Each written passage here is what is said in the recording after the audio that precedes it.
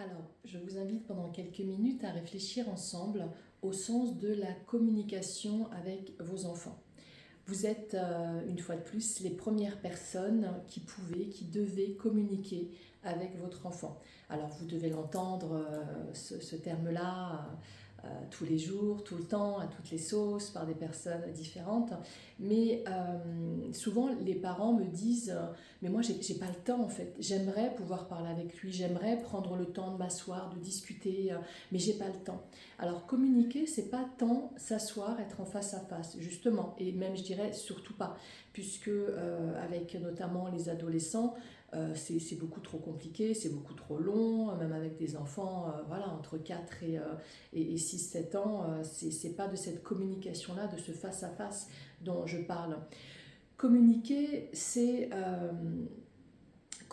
y a plusieurs manières en fait de communiquer. Communiquer, c'est surtout montrer à l'enfant que vous êtes là en tant que parent pour entendre tout ce qu'il a à vous dire, et c'est pas simplement l'entendre au niveau des paroles, c'est aussi l'entendre dans ce qui se joue pour votre enfant, dans sa manière d'être, dans ses changements, dans son attitude. Souvent, une fois de plus, il y a des parents qui me disent je comprends pas en ce moment, par exemple, alors qu'il adorait goûter, il rentre directement dans sa chambre, il goûte pas.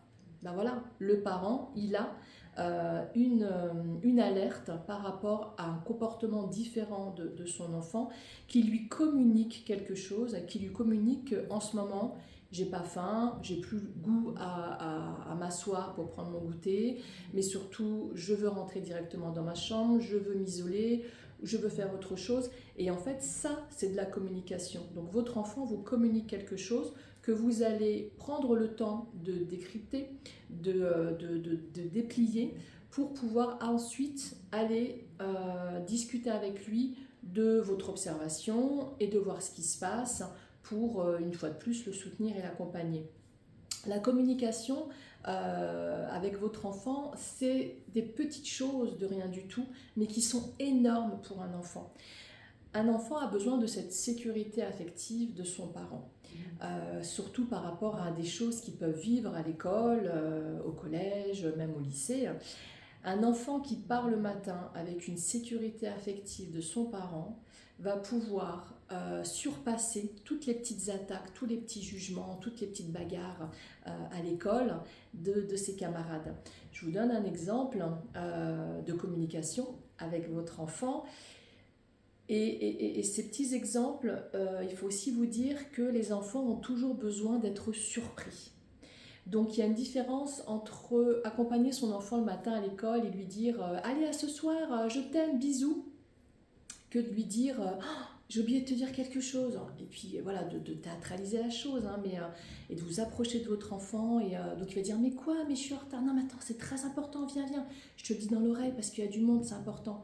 Et de lui chuchoter un mot doux dans l'oreille, de lui chuchoter un mot tendre à l'oreille.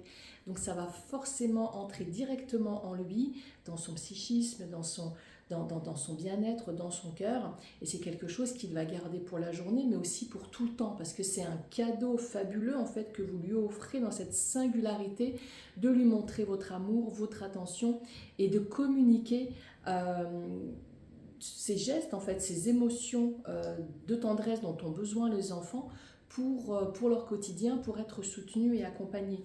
Pour les adolescents aussi, ça peut être un petit mot dans le cahier de texte, ou dans son agenda, pardon, qui ne va pas voir, mais quand il va ouvrir pour noter, alors c'est vrai qu'aujourd'hui ça ne fonctionne plus avec les agendas et les cahiers de texte, c'est plutôt sur Pronote, mais dans son cahier de cours, par exemple, de mettre un petit post-it pardon, à la page vierge où il va prendre ses notes, de mettre un petit mot sympa, un petit mot doux, même un rendez-vous, ce soir, goûter exceptionnel.